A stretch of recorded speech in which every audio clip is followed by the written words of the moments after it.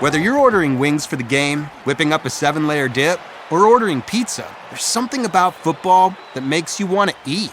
And this football season, Uber Eats has the best deals on game day food. No matter what you're craving, from 2-for-1 pizza to buy one, get one wings, Uber Eats will be dropping new deals each week, all season long. Uber Eats, official on-demand delivery partner of the NFL. Order now. Terms and conditions apply. See app for details.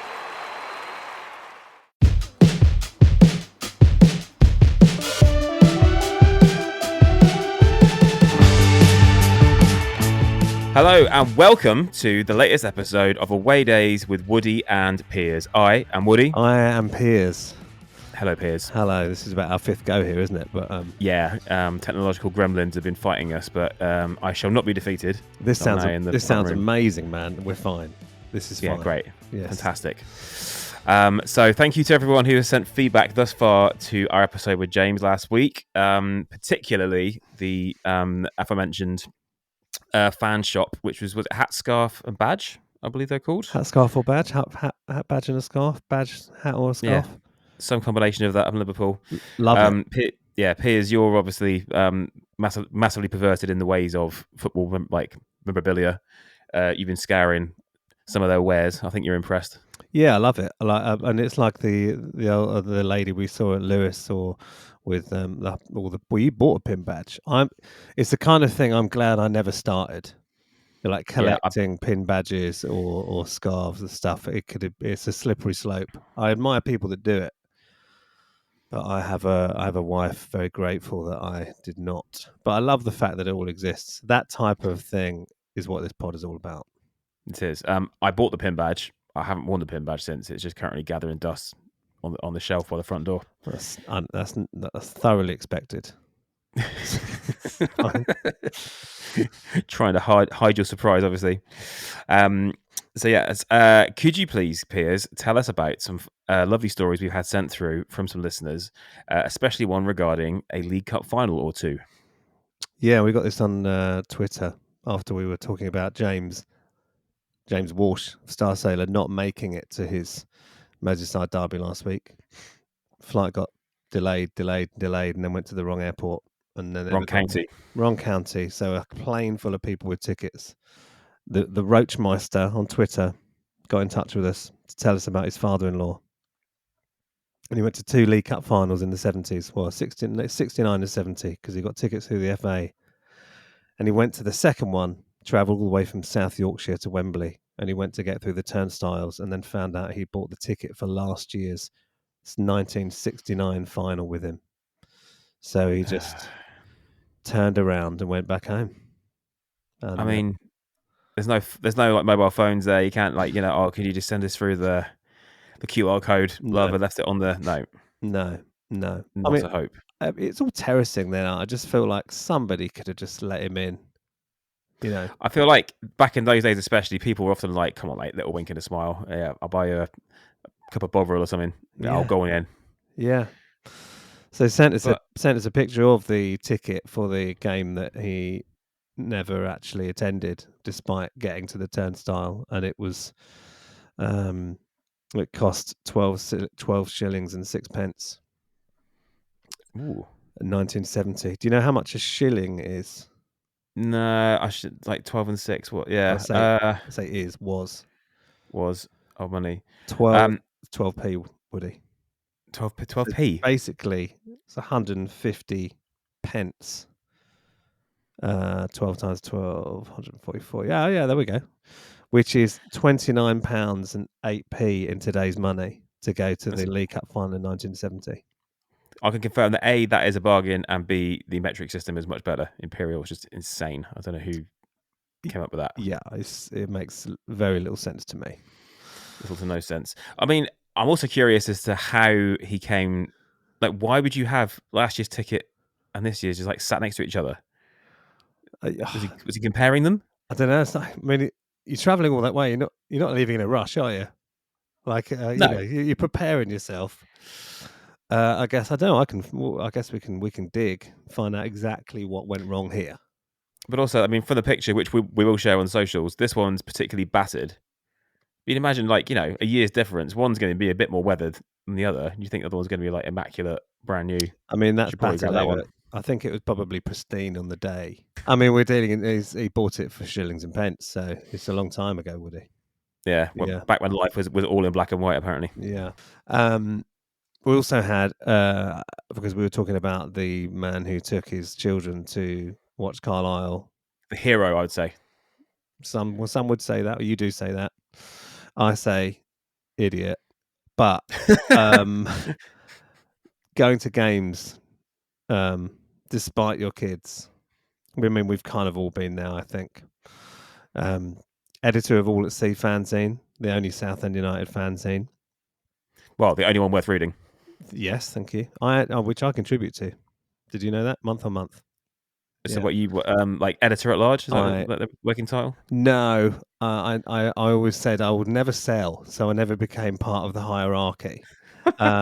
So I've written in every edition for about 20 years. So I'm part of the furniture without actually having to commit to much, which is kind of how I like it. Yeah, on your terms. Anyway, this is a few years ago now. This is a terrible, terrible away day. Took his wife and one child at the time. His child was one. To Oxford for the day on basically the proviso it'd be a family day out, and he would take the opportunity to go to the Kassam Stadium in the afternoon. That's not a family day out. That is a couple of hours out, and then I'm off. But yeah. The wife started to feel ill about lunchtime, but had booked a baby dance class somewhere between Oxford city centre and the ground. Have you been to Oxford, Woody? I have been to the ground with all three sides of it. It's a disaster, isn't it? Yeah. I mean, I've been to worse. It's just I don't know why they didn't bother finishing it. Yeah, well, you'll relate to kind of what we're talking about a little bit here. So we went our separate ways. I got the bus to the stadium with the arrangement that she would meet me on the retail park adjoining the ground after the game, which you can see from the away end, right? Yeah. I got a phone call midway through the first half saying that the tyre on the car had gone flat. She'd managed to make it to the stadium car park. I assumed she'd managed to park in an ordinary parking space and would be okay until the football had finished as arranged. Didn't call to find out, just assumed. Yeah. Ignorance is bliss, I'm told. Absolutely.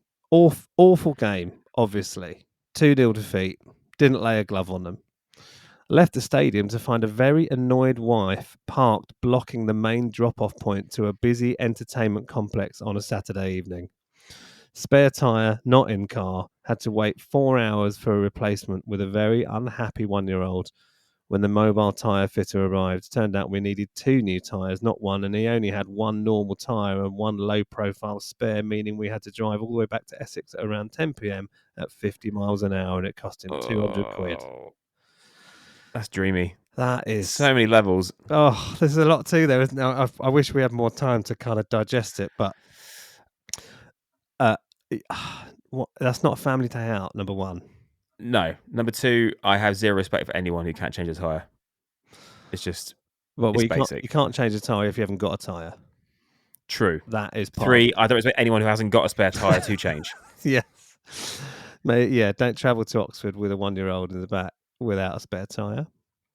I mean, he's really, really pushed his luck there, for one. That's very presumptuous. He can get away with that as a family day out. Yes. Yeah, I think even he would agree with that. Yeah. But there's brave. Many life lessons in there.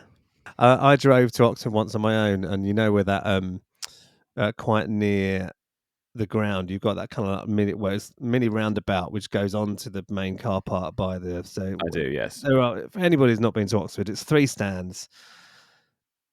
Inexplicably 3 stands, and it always has been 3 stands, and behind one goal you've got a car park and a bowling alley and all sorts of, and it's miles out of town, and it's 1 road in and 1 road out, and I was running really late, and I was driving on my own. It was about 10 to 3, and the car park is now much bigger than it was, but there was nowhere to park, so I had 2 options. One was driving back out and finding the nearest space, probably a good 20-minute walk away. That just won't do. dumping it basically on the car park on the roundabout, just completely illegally on the pavement, which I did. I chose to break the law. Break the law. I don't know if I was breaking the law, isn't it? It just didn't seem. Council regulations got bent a bit. Anyway, I got what I deserved. Unbeknownst to me until it happened, I planted my front left tyre in a manhole with no cover on it. And I was able to see my vehicle from the away end for the entire game. And all I could think of was, how am I going to get that out? So I got what I deserved. It took 3 people to actually help me get out. I was going to ask, did you get it out, or is it still on the roundabout and everyone can see it? I might as well have in the end actually got it nicked in Oxford, which is weird enough. But no, I got it out. I drove home and we lost. So don't ever go to Oxford. Basically, no.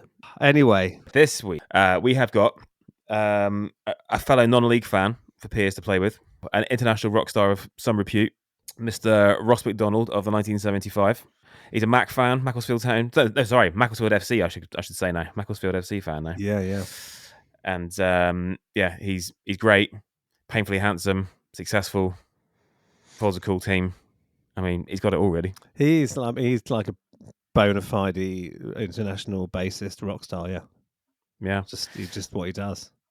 That's what he does. And knows his football, as it turns out as well. Yeah. So, this is Ross MacDonald, 1975, Macclesfield FC. Enjoy. Ross, first of all, thank you for being here today. And normally I would jump in straight with a question, but I'm actually going to start today with a pretty heavy presumption that, couples, when they try and spice things up and they introduce an extra body in, thinking this could spice up things in the bedroom. And then I'm on the wrong podcast. What are you no. Bear with me. That's what I was thinking. No. And then the person that actually instigated it ends up sat in the corner just watching, feeling pretty sad. I'm worried that I could be the person quite sad in the corner today, because I suspect you two are going to have a lot in common today, as far as football goes, at least. And maybe in the bedroom, who knows? But we can do football first, and we'll find out later. Yeah. So, in 60 seconds or less, please, could you give us the sales pitch on why we, as away fans, should come to Macclesfield? Like, what's good to like good pubs? Like, what's the atmosphere? Like, give us the rundown.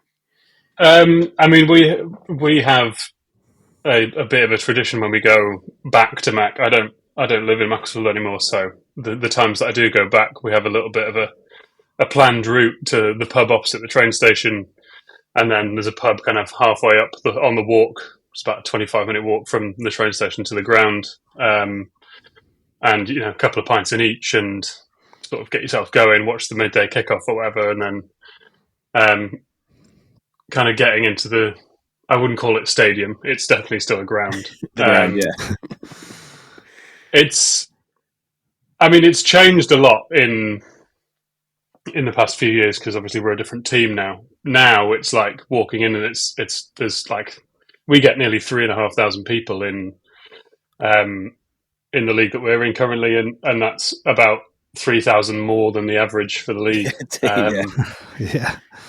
And it's just quite a nice place to be. It's really family orientated. It feels like a community run kind of thing that it didn't used to. And you can get pints because we're that bad that you're still allowed to drink and watch. So that is probably all of the selling points. Oh, I'm sold. And you get to see Robbie Savage if you want, if you're that way inclined, and Tom Clare, who used to be on Love Island. The big two. That's what we've got to offer. So going out of business does have its positives if you're talking about drinking by the side of the pitch, right? It's certainly attracted more people than we used to have going out of business and reforming. I'm not sure. My brother and I have always been interested to see what happens if we do ever get back to kind of, I think it's Conference Premier where you have to stop drinking and watching.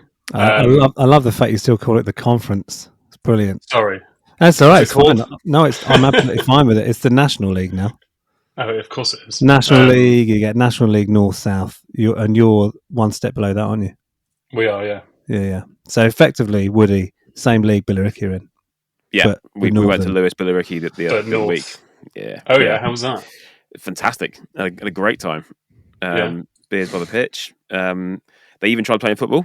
I had a good time. I've been accused of being an upper league snob, but I mean, I had a great time. Really? Yeah, what league are Plymouth in now? Championship. Oh God, I forgot you got promoted. Yeah. That's ridiculous. We were in the same league briefly, weren't we, a couple of years ago? We were, yeah. I love what you've done there, Ross.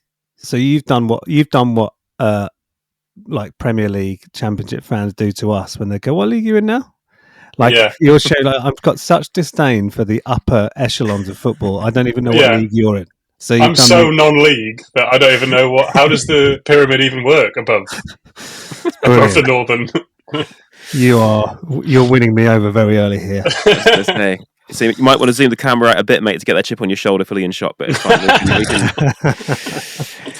We can go with that. So you said about obviously how there's like more fans there now. So like again, this is like a very perverse way of looking at it. But if say you get back to the grim upper leagues as we call them, would you say like going through all that pain would have been better for the club like in the long run? If it's sort of like I guess people don't know what they have till they lose it sort of thing. So if people have been drawn back to the club since it was in trouble. Yeah, I mean I'm not entirely sure the definitive reasons as to why we have so many more fans there now. I think it would be a combination of the way it was set back up after it disappeared. I think the fact that it disappeared, like you say, people didn't realise what they had, and they've kind of brought it back way more with the fans in mind. It seems much more connected than it used to be. It feels community driven, and like there's so much infrastructure in it now that it's not just open on match days. Like there's a gym in there, and there's a bar and a restaurant, and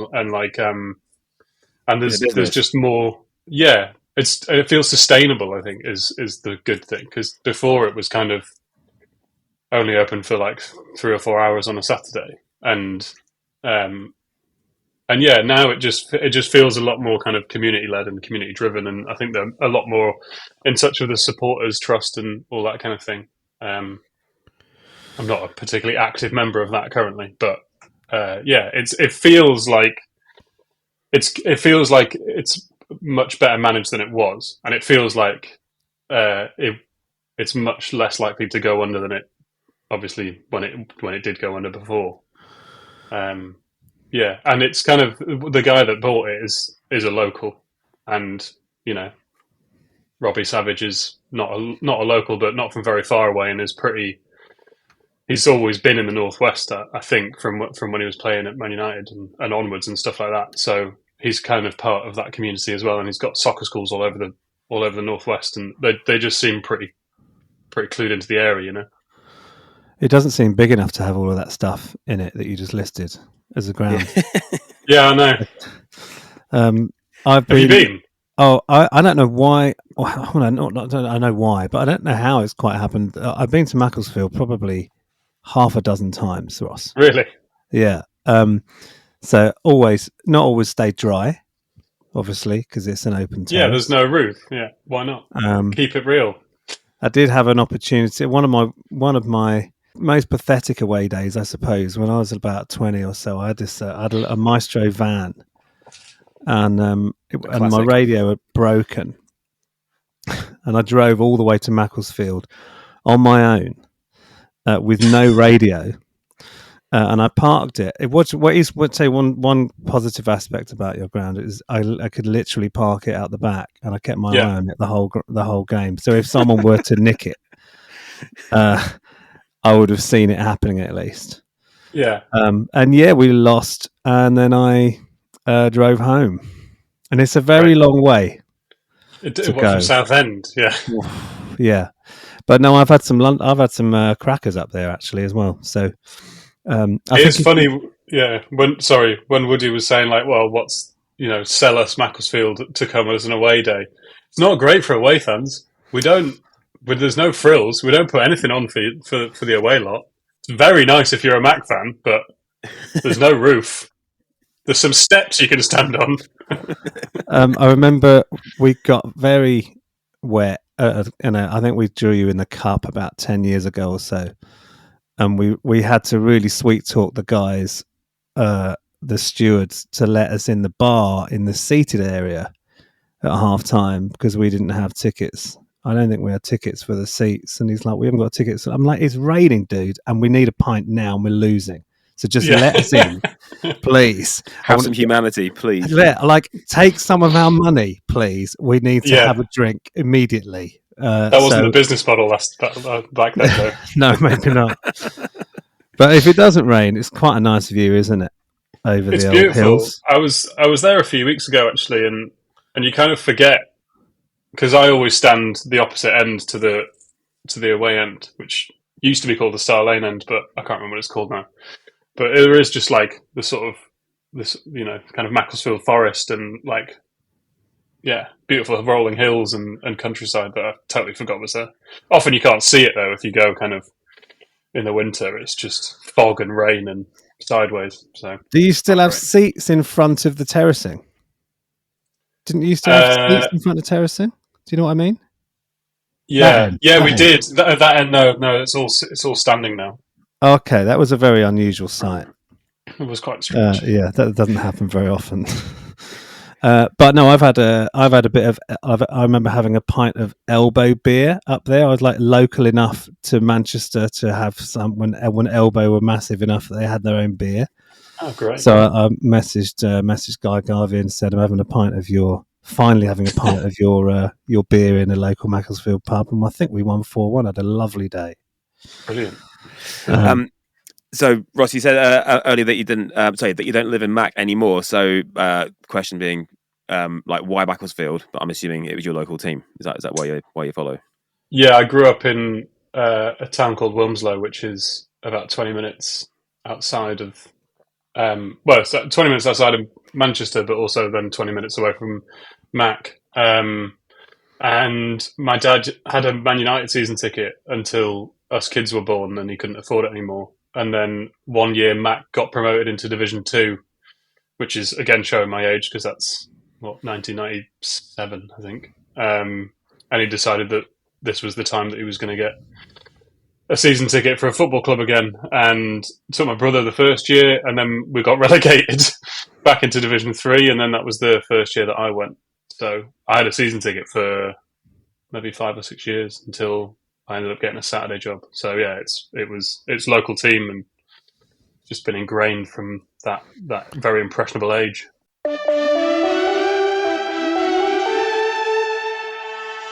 So you said you had a season ticket for a few years. Did you venture away much? Yeah, a little bit. It was always kind of on whether my dad could be bothered driving. So I think I've probably done more away days since I've been able to drive, but and that's probably maybe since my brother could drive, because he's probably been to a few more away days than I have. But yeah, the first away day I went to was in Halifax. It was the last game of the season. I can't remember what year. I think I was 12 or 13, so it would have been 2002 or 2003 maybe. And we won 1-0, and the sun was shining and it was beautiful. And one of the players threw their shirt into the stand at the end, and some kid nicked it right out of my hand, and I was gutted. But bastard. That's my memory of Halifax. It was weird, Halifax. It was a bigger stadium than I've been to. Well, bigger ground anyway, or it seemed much bigger than what we had, because it felt like the kind of tiers went up a little bit more, and I think maybe the sides had been developed a little bit more. And I was like, wow, this is like a bigger club. And I was like, Halifax Town. The Halifax Town, thank you. Yeah, absolutely. Where else have I been?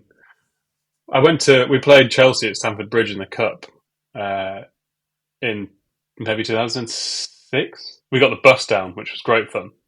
And we actually equalised at one point. So it was 1-1 for about 95 seconds until Frank Lampard scored again. And then we ended up losing 6-1. So, But that brief little 90-second period, mate, what a time to be alive.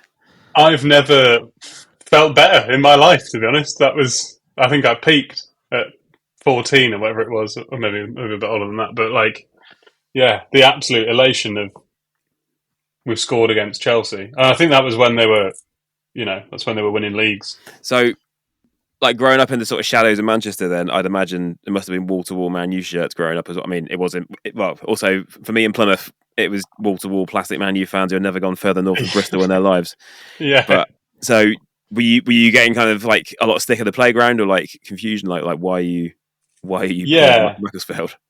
I mean, in primary school it was fine because no one really got it, and then I think when I got into high school it was a bit more obvious. I remember I went for football trials for my high school team, and I don't know why my dad let me do this, but I wore my away yellow Macclesfield shirt, so it was standing out as much as possible. It had MacDonald on the back. Nice. So I turned my back, and everyone started singing "Old MacDonald Had a Farm." I was like, "This is new in year 7." So I feel very welcome. I'm going to play very well, and I didn't get in the team. Oh, mate. So it was a good day out all around. That's grueling. Yeah, kids can be fucking brutal. Yeah, it was really great for me when Toy Story came out because then being asked where Buzz is for the rest of my life it's been rich, fulfilling. Yeah, my dad is Ronald McDonald as well, so that's always fun. Is he actually? No, he's not. I was really excited then. Actually, mentioning another McDonald, your brother Rob.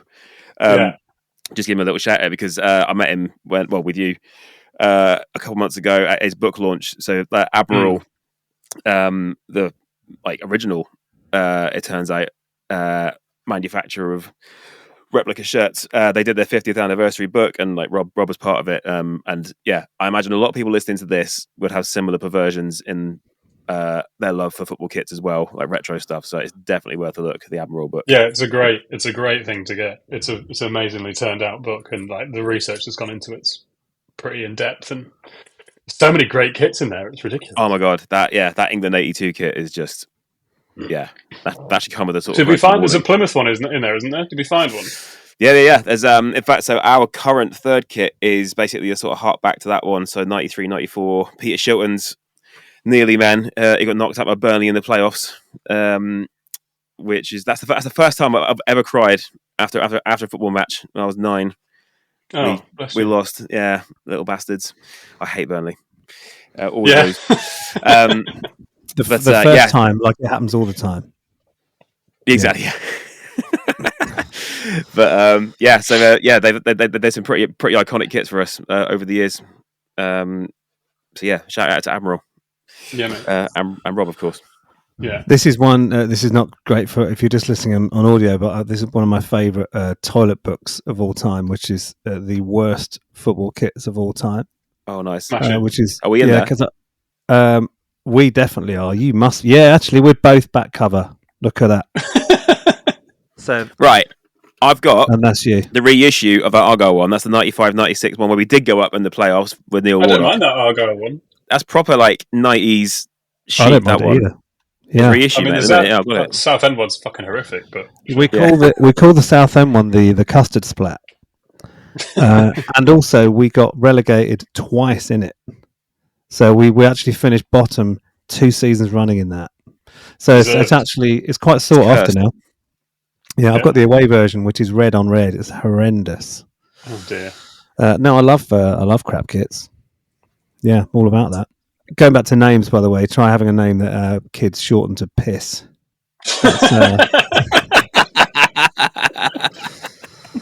My mum and dad named me Piers partly because they didn't want my name to be shortened.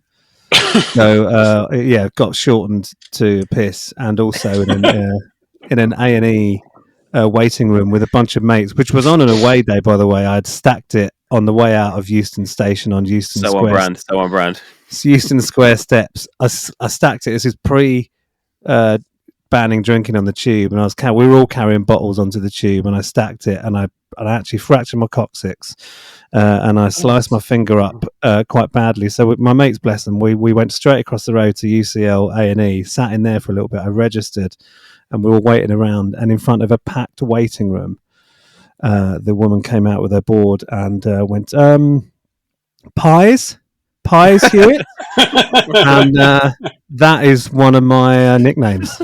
So I've had my name shortened twice to Piss and Pies. That's So, great. Come back at me. Piers really, really tickled me. That was really funny. Comedy genius. Not many people use it anymore, but Pies is every day. I get pies every day.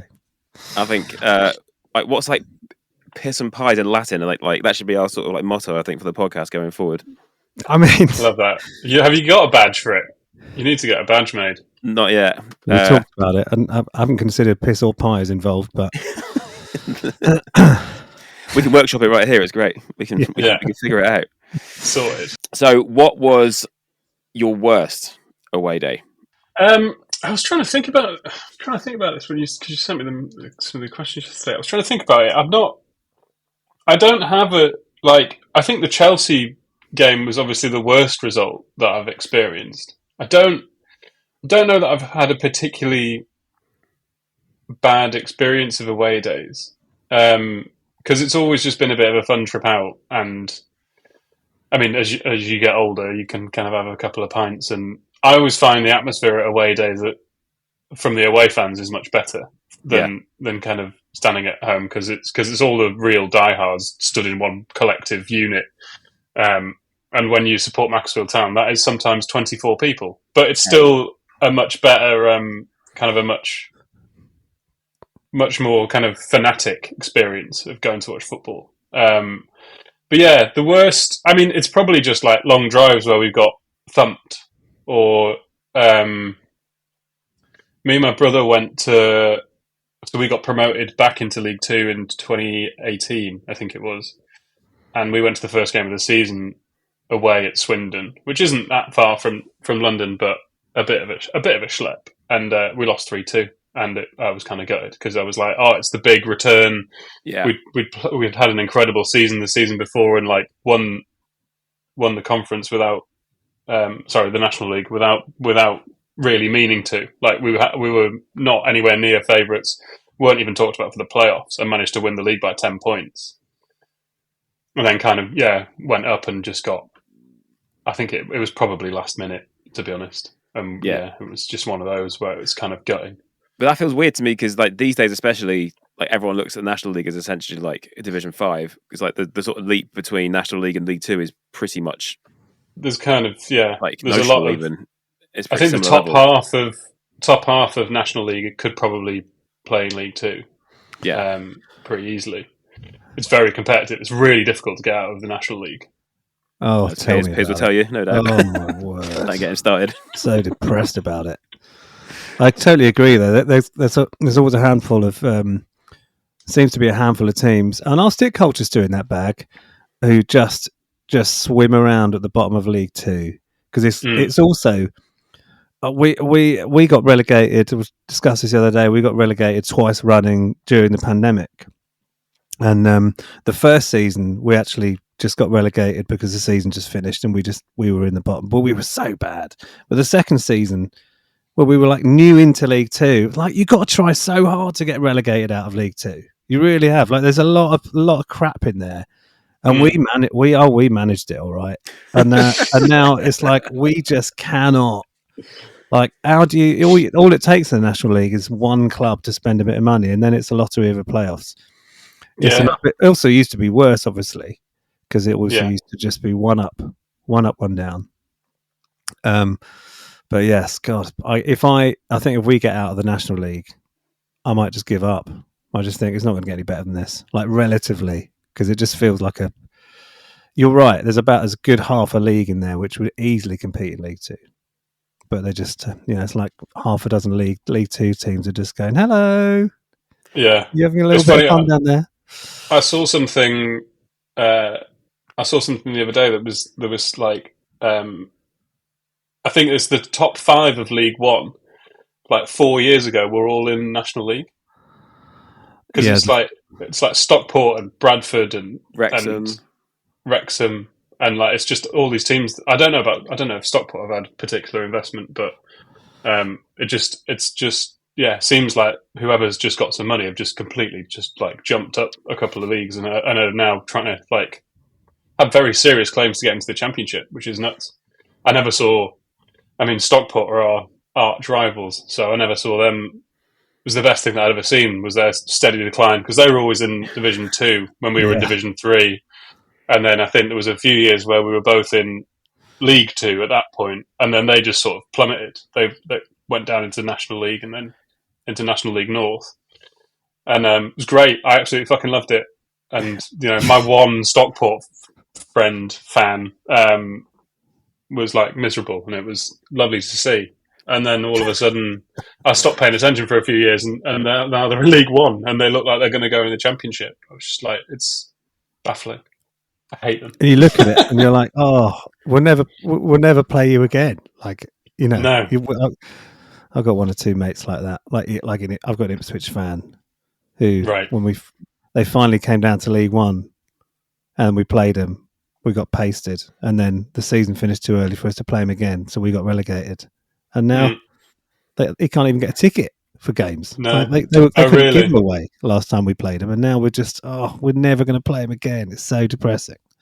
Yeah. So yeah, we never know. Southend, you could go on a run, maybe a little bit of investment. Yeah, this podcast as well. You can sponsor the shirt like Ed Sheeran. This is it. Pies and piss on the shirt. That could be you. You got any memorable terrible sponsors, Ross? I love us terrible sponsor. We basically had Bodycoat for a long time when we were in like Division 3, which was like a local like plastic safety glass, like fireproof manufacturing company. That is crap enough for me. Yeah. I think they made the dugout, like the screen glass stuff for the dugout, and they were the sponsor for a long time, and then it was Cheshire Building Society for a while. Oh, it was, isn't it? I remember that actually. Yeah, keeping it local, and then it was Boohoo a couple of years ago. What's Boohoo? It's like clothing, fast fashion company. Isn't it? I'm out. It's like pretty little thing, and all that. That's all the same, like umbrella company. And then it's currently Duck and Cover, which I think it's a clothing brand again. It's one of the new investors, one of their clothing companies. Right. That's just like as an expression, that's amazing. Just to have on the front of your shirt. I know. Do you remember when I tell you a sponsor that I kind of forgot to mention? QPR was sponsored by Sellotape. I'm like, who doesn't know what Sellotape's all about? And if you run out of Sellotape, where else are you going to get something that does the job that Sellotape does without getting? So it's so much of a brand that I don't know what else to call it. Like Sellotape sales fallen so much, they had to just give the company a little kick up. People aren't taking shit together anymore, boys. I don't know really pulled them back from the brink. You're looking at watching QPR playing. God, do you know what we need? We need some Sellotape. But what brand? Of Sellotape? Yeah, fantastic.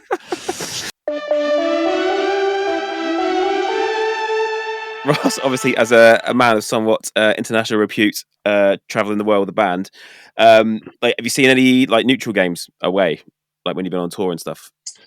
Yes, I've been to quite a few in the US, which are kind of like exhibition matches that it doesn't really seem like anyone's bothered.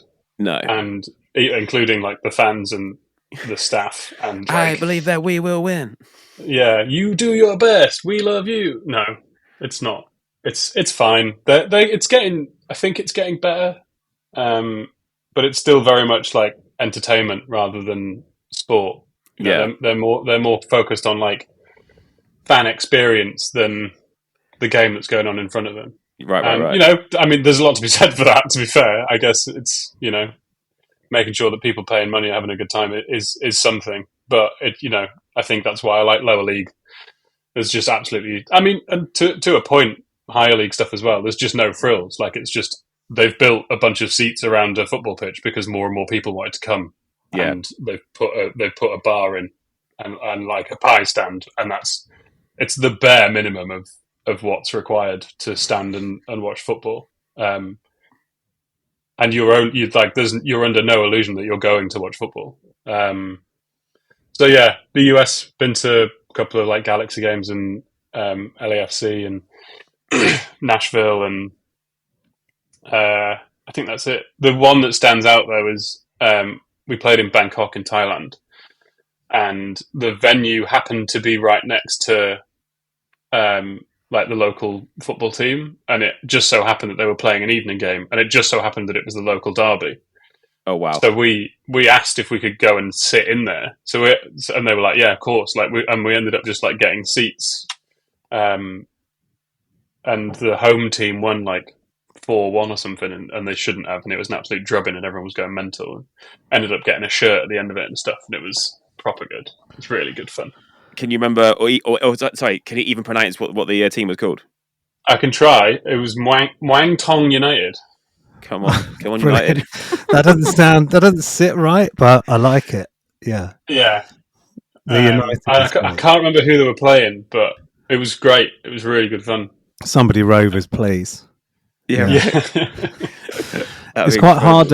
It's quite hard following following a lower league team when you're touring, particularly in the West Coast, right? And it's like you're never watching a Mac or Southend game on TV over there. I just feel like I'm sat in bed on the bus with the Wi-Fi, and I'm just basically wake up super early, and I just stare at FOTMob for like 2 hours, and then go, "Oh, that was shit," and then I go back to sleep. Oh, we've lost again. Yeah. Mentioning American teams, I've got a soft spot always for FC Dallas, purely because I've never seen a game. However, we did a radio event at basically at their ground, and then they because there's a bunch of us on tour, all Brits on the crew, and we're like, is there any chance we could borrow like a ball and use your like training ground next door? They're like, you guys like soccer? Like, yeah, you love it. They're like, oh my god, this guy disappeared, came back, just like threw shirts at us, threw balls, like come with me, and like so we basically had a 6-a-side kick around like some of the crew and another band. Put on the floodlights for us, the whole thing. It's like, this is amazing. Amazing. Until someone came running out from the thing, from the gig next door, because apparently Beck, who was headlining, had this big set piece part of his show where it all goes very dark and the lights drop and it's all very intimate, except you could see these fucking blazing floodlights coming over. It basically ruined the entire show, all for our kick around. But mate, needs football's the winner. Yeah, needs must. Football's the winner. Exactly. So shout out FC Dallas. Yeah, you reminded me actually. Seattle Sounders did that for us as well. They let you on the pitch, because we did that as well. Pitch, yeah, because there's that gig. There's that gig that you get to a certain level in Seattle, and it's like the only place that you can play is that one. Yeah, like varying sized hall that's part of the Sounders and Seahawks stadium. Yeah, and if there's no games on, they just let you out on the actual pitch where they play. And yeah, we have a fucking great time. Then they gave us tickets, and we left at half time because it was boring. Oh, shit. Seattle's like the Walsall of US football clubs, isn't it? Like you drive in, you're like, oh, that looks nice, and I'm never going to go there, but it does look nice. Yeah. But you've obviously been there. That's one of my favourite cities, actually. It's lovely. It reminds me of home quite a lot. It's very Manchester-ish.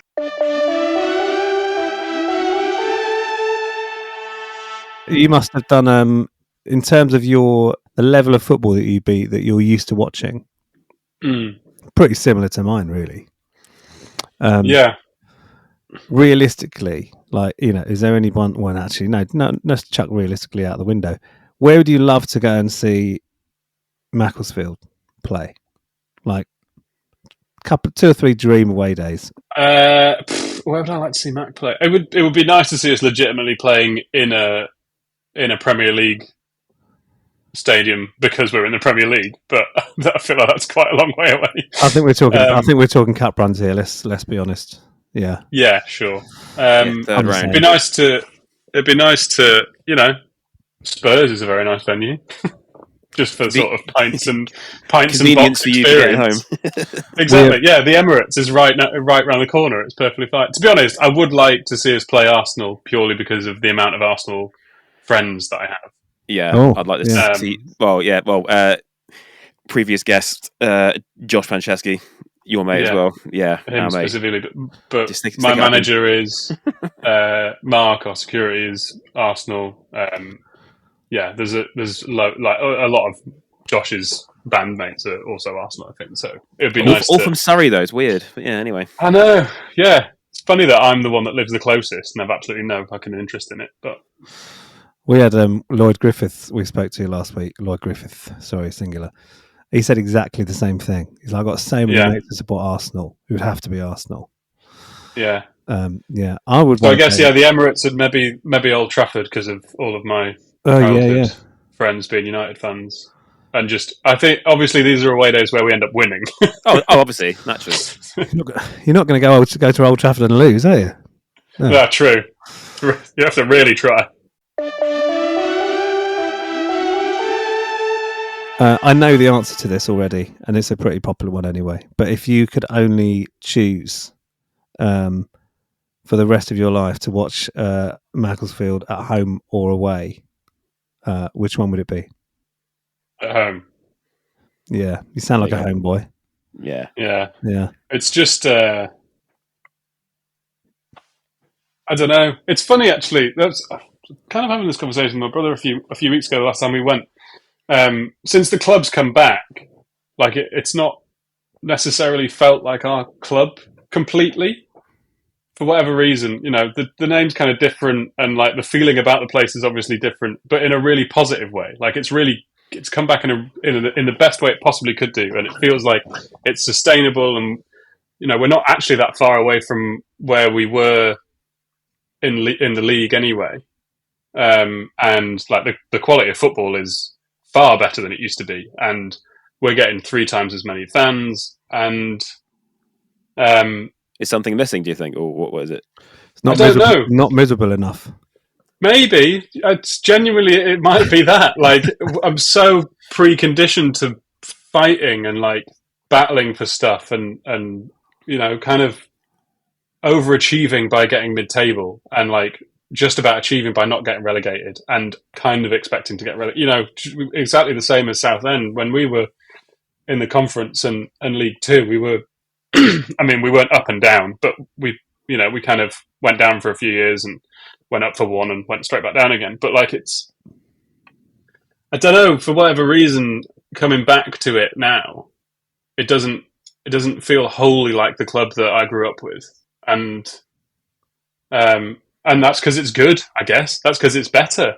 And like, it's not necessarily a negative thing, but there's still just a little edge of something missing a little bit that isn't quite the same club that I'm used to, that I kind of fell in love with, that is like my boyhood thing.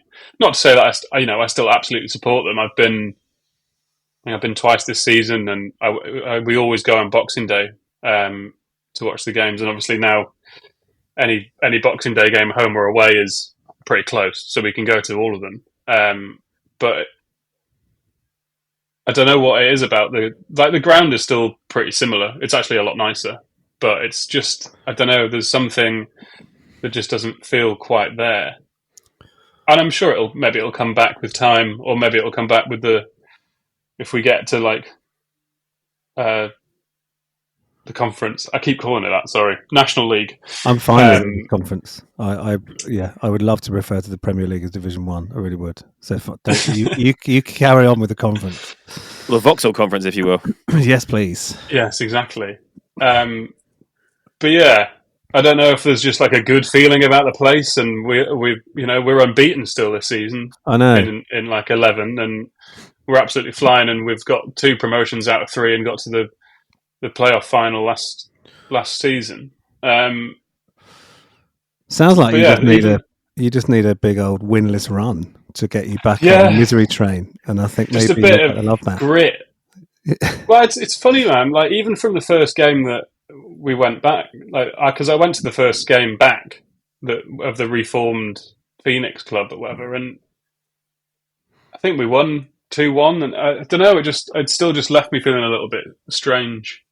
And just like it wasn't quite the same. Yeah. We came within hours of complete liquidation like 10, 12 years ago, but is it like the timeline's almost been like interrupted? Like someone's hit fast forward a little bit, it doesn't feel real. Like you've had like some memories wiped or something, or you know what I mean? It feels I think incomplete. so. Like when we actually went bust, it was like losing a family member. Mm. Yeah. And that's going to sound really dramatic, but no, I completely sympathise. it was it was I was kind of, when it actually happened, I didn't believe it, and then I felt lost for ages, and it only took I think we were only missing for a season. Yeah. Or I think it was like the COVID season where we weren't a team, and then we came back after that. But I don't know. Yeah, maybe it's the fact that it kind of officially died. Yeah, and has kind of come back again, and it doesn't quite feel the same. Doesn't quite feel like the club. Still says established 1874 or whatever on the shirt, but it almost feels like that's not.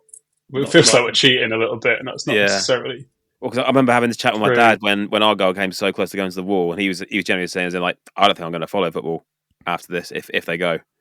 Yeah, it wouldn't feel the same, and I think I'd be the same as well. I don't. Yeah, it's funny because it came back so quickly, and it's in the same place. They wear the same shirt. It's a lot of the same people, even that I saw growing up, that are still going, and I still absolutely it's my only football team. I still absolutely love them, but it just doesn't feel quite the same as it did before.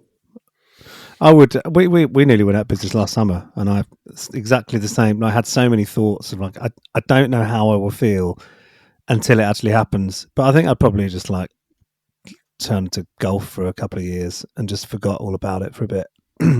People talked about a Phoenix club, and it would have for us it would have meant moving out of our ground and creating a Phoenix club, ground sharing at a non-league ground somewhere. I don't think I had the stomach for it.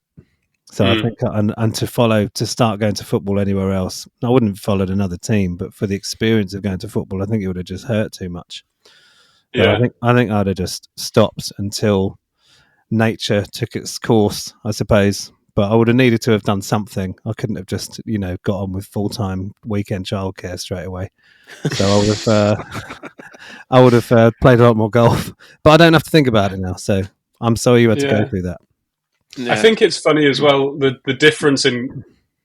Sorry, just going back to before we went bust. I'd been a fan for 16, 17 years before we won anything. And the season where we won the conference was monumental. It's one of the best 8-9 months of my fucking life, and we happened to be at home, and we were doing one of our albums at that point in Northampton. So I would meet my brother at away days in the south, just sort of dotted around the place, and we'd go and we'd win, and we never used to win. Yeah. We never used to consistently go away and win stuff. And like I said before, we weren't even talked about for the playoffs. We certainly weren't talked about for promotion. And it, I don't necessarily know what your teams are like, but generally we will be 1-0 up with 3 minutes to go, and we will fucking lose that game if we try. Not even that hard. It just we're not safe if there's a goal in it. We are not going to come away with the points that we should do from that situation. And for whatever reason, that season we were just doing it to other people. We were 1-0 down and we'd win 2-1 with 4 or 5 minutes to go, and consistently doing that. And I think the fact that we managed to piece that whole season together when I've basically only experienced us getting relegated from League Two, was monumental, and it meant so much that I could actually be at all the I went to more away games that season than I did home games, and it was and we would win all of them. And there was a specific one against Woking where we were 2-1 up and we conceded in the 86th minute or something. And then we ended up scoring again in the 95th minute, and they scored at our end, and everyone went. There was about 200 of us, but everyone fucking lost their shit. Yeah. And I think that was a game that we had to win to stay top against Sutton, and it was just that, for whatever reason, that season, the belief, the teamwork, the camaraderie amongst everyone, it just all stuck and worked together, and we won the league, and me and my brother went to the game. I think it was Ebbsfleet, where if we won, then we won the league, and there were still a few games left for the season. But like that was the day where we won the league, and like I went for like we got there like an hour before kickoff, and there was 500, 600 Mac fans already there, and everyone was chanting the whole way up to the start of kickoff and stuff. And we scored in the second minute, and everyone fucking lost their shit. And it's just, you know, those experiences are priceless when you've had those, you know, decade and a half of kind of being pretty shit, bad football, lucky to draw, you know, incredible if we get a win every now and again, but you know, predominantly the win-loss ratio is heavily loss. To go to a game where we never looked in doubt and we were like confident, we ended up winning that game 2-0. The last 20 minutes of that game was just like a procession. Everyone was just overjoyed and stormed the pitch afterwards, and like, you know, it felt like we really earned that. And I guess since we've come back, you know, we won the league, the year we reformed, and then we won the league again the year after, and then we got to the playoff final again last year. Ended up losing that. I mean, that felt a little bit more like my club, but Yeah, right. but I guess it's, you know, it doesn't feel. Is it because it feels like we've got an unfair advantage at this point? Is it because we have the investment and everything? Yeah. You know, it's a better setup. It's a better football club, like by a long way. But does that take the edge off? Does that take the shine off a little bit of successes? And does that take the jeopardy away? Will that come back when we get to a competitive? I mean, it is competitive because we didn't go up last season. I'm not saying that we're smashing everyone that we play. It's still a competitive league, but will that maybe come back when we're a little bit higher up in the pyramid? Is it maybe that you, at the minute, feel like the club's kind of righting a wrong rather than just being a football club? Maybe it's when you get back to the level you were at when it went pop. Perhaps it's wanting to be back at the level where we were, and then we can prove something. Maybe it feels like it's kind of we're just re-establishing stuff, and like, you know, at this point we should be winning the fucking league. We've got players that played in that season when we got promoted to the League Two in our team right now, and we've got players that are far too good for the league that we're playing in. We fucking should be winning that league, and that's not ever been the narrative for Macclesfield. Like, we do it by accident, or we do it against the odds, falling upwards. We normally snatch defeat from the jaws of victory, and like now we're just kind of consistently. It's weird when we lose a game. It's weird if we drop points, and like, I don't know, maybe that jeopardy not being there has taken the edge off a little bit. If you manage to get yourself into the National League, I'll happily take 6 points off you if you need to. So I love that I've just sat here complaining about winning for the past fucking 10 minutes. That's a proper fan. It's a proper fucking it must have been shit when I was growing up for me to be annoyed that we started winning games.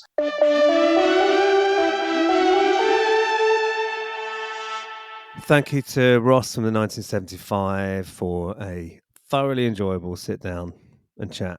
There was a lot more there than we cut quite a bit because otherwise you'd all be here forever. But yeah, we did have quite a lovely chat with him.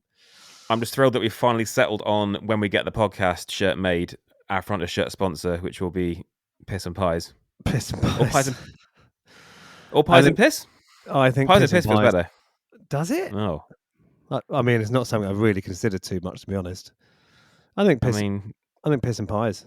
It just rolls off the tongue a little bit better. Piss and Pies and Sons. Either way, there'll be plenty of people absolutely delighted. Next week we have a pod first, I think, where we are going to be 3 drummers live together having a chat. What is the collective noun for drummers? A flam? A paradiddle? A flam of drummers sounds better. Yeah. Yeah. A rough. A rough of drummers? Very nice. Okay, yeah, I'll go with that. Non-drummers. Yeah, start with drum chat. So yeah. Piers and I will be doing our very, very best not to be complete giggling schoolgirls, because next week's guest is one of our sort of shared drum heroes, Mr. Steve White, who you'll probably know from his time with the Style Council and Paul Weller and Oasis for a bit, but just all-round legend and also Charlton fan as well. Yep. So yeah, we will try and keep things professional and above board We as we can. We did not talk about paradiddles, which I thought was very, not a paradiddle. No, yeah, absolutely zero drum chat, because even as drummers, I find that just oppressively boring. So for the rest of the public, yeah, we will spare you. Yeah, be even worse. So yeah, we were quite disciplined in that. Just make it purely about crap football, please. If you wish to correspond with us, you can get us on any of your preferred social media platforms at Woody Piers Away. Or electronic mail, Piers. woodypeersaway@gmail.com. Send us your electronic mails. Thank you, please. See you next week. Bye-bye. Bye.